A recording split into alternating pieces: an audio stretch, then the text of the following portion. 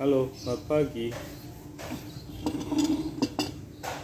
Aku cerita hari ini mau cerita tentang apa yang sedang aku bikin, suatu konsep kota, suatu konsep perkotaan yang menurutku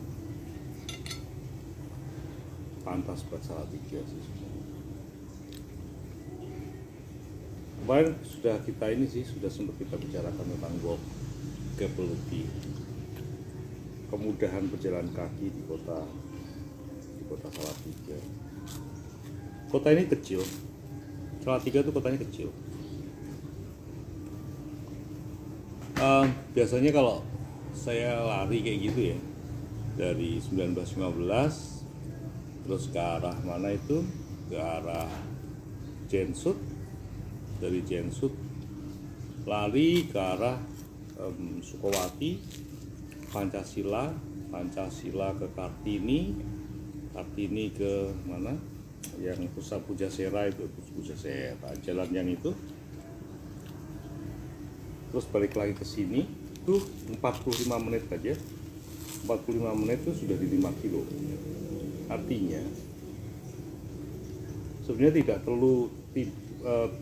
tidak terlalu banyak memakai kendaraan kalau hanya untuk mengelilingi kota kecil ini. Konsep yang bagus buat Salatiga menurut saya adalah konsep yang bisa dinikmati, kota yang bisa dinikmati dengan berjalan kaki. Saya kemarin baca tentang proposalnya kementerian di Cyprus tentang walkability. Bagaimana mengurangi polusi, bagaimana membuat penduduk kota itu nyaman dengan kotanya sendiri. Ada beberapa syarat untuk kota yang walkable. Salah satunya adalah vegetasi. Begitu vegetasi itu dimunculkan, begitu tanaman-tanaman yang hijau itu dimunculkan, maka paling tidak iklim mikro di wilayah itu kan jadi lebih sedikit lebih sejuk kan. Emang vegetasi Salatiga bagus? Enggak lah, parah. Di mana-mana sekarang di jalan Nangan Suko di situ tuh, itu nggak ada sama sekali pohonnya. Terus di Jalan Sukowati pohonnya juga tinggal sedikit banget. Kalau dilihat terus satu Ahmad Yani juga, udah malah nggak ada sama sekali, kecuali pada bagian tentara itu. Nah sekarang gimana? Orang mau jalan kaki, tapi nggak ada peneduh di bawahnya. Peneduh di atasnya. Peneduh di atasnya. Mau nyaman dari mana? Orang mau jalan kaki seperti apa? Nggak mungkin banget gitu. Yang ada panas gitu. Dan itu nggak cocok, kecuali ya ada perubahan yang cukup radikal, bahwa ada aturan yang menerapkan bahwa setiap depan rumah yang ditanamin pohon harus merawat pohonnya. Itu sudah harus jadi kesadaran bersama gitu.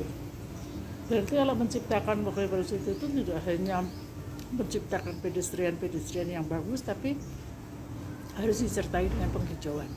Iya, tentu saja. Dan moral secara kolateral. Nah, itu apakah mudah? Tidak mudah, tapi itu selalu artinya selalu harusnya bisa disosialisasikan. Seharusnya bisa dibikin bahwa kesadaran untuk pemeliharaan vegetasi itu kesadaran bersama, kayak gitu seperti itu. Vegetasi yang cocok Salatiga itu kan untung karena dia daerah dingin sebetulnya. Jadi apapun yang ditumbuhkan pasti akan hidup gitu ya. Vegetasi yang cocok untuk hal-hal yang bersifat urban planning apa? Kan beda. Tidak semua hal tumbuhan itu cocok ditanam sebagai urban planning. Maksudku dari sisi akar. Dia bisa menjebol pedestrian, pohonnya bagus tapi akarnya ternyata merusak. Katanya akasia juga begitu dan lain sebagainya. Itu apa? Semua pohon mempunyai karakter yang hampir sama. Ketika tidak dimaintain dengan bagus pada waktu penanaman, maka yang terjadi adalah nanti jebol akasia lah segala macam. Dimanapun tempatnya, entah di Eropa, di mana semuanya begitu. Tapi model penanamannya itu yang paling penting. Jadi sebelum ditanam, kalau yang saya lihat di beberapa negara Eropa kan dikasih bis beton besar di sekeliling pohon itu, di media kayak dia semacam pot. Dia semacam pot yang dimasukkan ke dalam pedestrian sebelum pedestrian dibangun. Ditanamlah pohon itu, plok. Jadi akarnya nggak akan kemana-mana di area tersebut. Udah itu, karena ada tekanan tanah di samping-samping bis beton itu, maka kemungkinan pecah juga akan kecil. Terus menerus ke bawah sampai tanah, jadi itu bis betonnya nggak ditutup di bagian bawah. Jadi akarnya diarahin. Seperti yang saya lihat di Belanda waktu itu, waktu mereka nanam di depan itu dengan cara seperti itu. Bahkan pinnya besi loh, potnya pot besi, sehingga nggak jebol kemana-mana dan cukup besar, diameter 1,5 kalau nggak salah, 1,5 meter.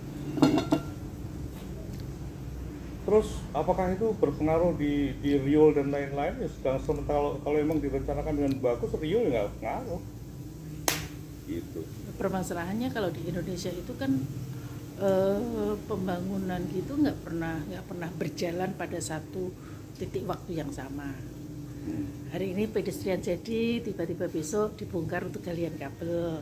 Galian kabel sudah jadi, let sedilit dibongkar lagi untuk sesuatu gitu. Kenapa itu nggak bisa disinergikan antar dinas dan itu memang susah sih.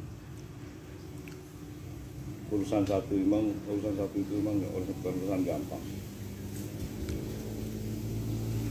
Ya, di samping karena perencanaannya nggak terpadu, kan harusnya perencanaan itu bisa terpadu. Nah, kira-kira gitulah. Bayangin aja walkable situ. Oke, balik ke vegetasi. Vegetasi itu kan bisa yang daun tajuknya keren kayak terbesi, atau buah, atau bunga yang kayak Risma lakukan sehingga mensakurakan Surabaya. Nah, kalau untuk Solotigo dari sisi vegetasi itu sebenarnya apa? Kadang-kadang saya berpikir kenapa kok orang buah ya? Bukannya itu nanti akan memberikan manfaat begitu. Buah itu sebenarnya juga bagus. Tapi tidak menarik untuk mata, mungkin ya? Enggak, jadi gini, yang penghijauan pada wilayah-wilayah tertentu itu kan pakai buah itu. Buah yang hijau, yang apa itu namanya, saya buah itu nggak tahu, mangga, apa ini? Kayak kembang, kayak gitu-gitu. Itu kan juga pakai buah. Pertanyaannya kenapa nggak pakai buah yang itu ya? Pakai yang buah yang edible. Edible. Buah yang edible ya. Mungkin karena faktor ketika dia nanti berbuah. Chaos, rayahan.